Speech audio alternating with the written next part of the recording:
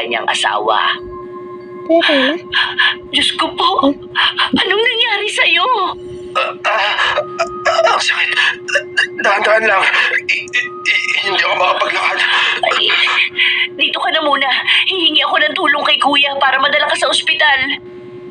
Agad na napatakbo si Ernalyn sa bahay ng kanyang bayaw. Agad namang isinugod sa pampublikong ospital si Reynaldo, kung saan nalaman nila na malala ang inabot ng pagkadurog ng buto sa kanyang tuhod.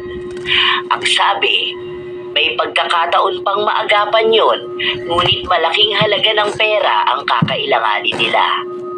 Walang ibang makakatulong sa kanila dahil hindi naman galing sa mayamang pamilya si Reynaldo, maging ang asawa niya. Iniisip din ito na kung may maglalabas ng pera para sa kanya, mas uunahin niyang bayaran si Boy Bungo. Pero kahit na kanino sila lumapit, walang handang magpaabot ng tulong. Nilagnat din si Reynaldo dahil sa sobrang sakit ng dinanas niya sa pagmamalupit ni Boy Bungo. Nanatili muna siya sa ospital ng isa pang araw. Kinabukasan, bago sila umalis, nagkaroon pa ng problema dahil may nawawalang gamit ng nakasama ni Reynaldo sa kwarto. At ang gamit na yon, natagpuan sa kanya. Ninakaw niya yon. Dahil sa kahihiyan, nagalit sa kanya ang kanyang kapatid. Ilang beses na rin pala siyang pinagtakpan nito sa mga pagnanakaw na ginawa niya sa kanilang lugar. Nang makauwi sila sa bahay, galit na naman si Ernalyn. Nakita mo na ba ang ginawa mo, ha? Dinagdagan mo pa ng kahihiyan ng pamilya natin. Talagang nagnakaw ka pa? May sakit ka na, gumawa ka pa ng krimen? Mabuti na lang napakiusapan ni kuya. Kung hindi, baka nga nasa kulungan ka na. Ewan ko na kung hindi maungkat lahat ng kalokohan na ginawa mo. Pwede ba? Kung wala ka namang may tutulong sa akin, manahimik ka na lang. Kung alam mo lang ang problema na pinagdaraanan ko. Nagawa ko lang yun dahil kailangan ko ng pera.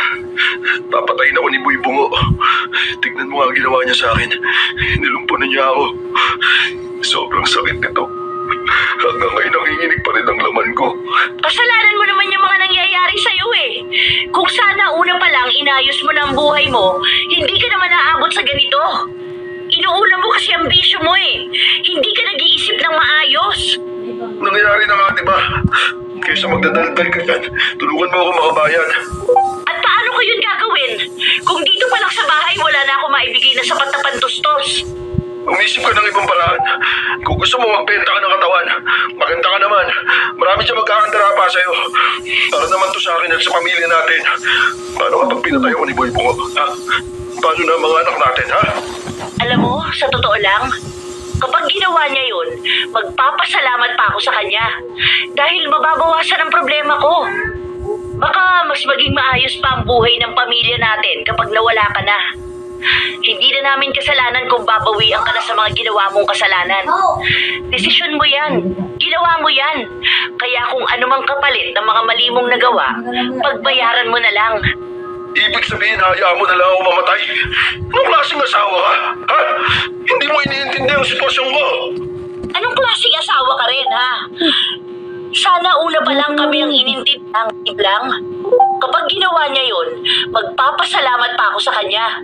Dahil mababawasan ang problema ko. Ulit mo. Baka mas maging maayos pa ang buhay ng pamilya natin kapag nawala ka na. Hindi na namin kasalanan kung babawian ka na sa mga ginawa mong kasalanan. Desisyon mo yan. Ginawa mo yan. Kaya kung anumang kapalit ng mga mali mong nagawa, pagbayaran mo na lang. Ibig sabihin, hayaan mo na lang ako mamatay. Anong klaseng asawa ka? Ha? Hindi mo iniintindi ang sitwasyon ko. Anong klaseng asawa ka rin, ha? Sana una pa lang kami ang inintindi mo, di ba? Hindi yung wala kang ibang ginawa, kundi ang unahin ng bisyo mo. Dinala mo kami sa impyerno, Reynaldo. Hindi kami makalaya dahil ayaw mong lumaya sa kasalanan na yan. Lulong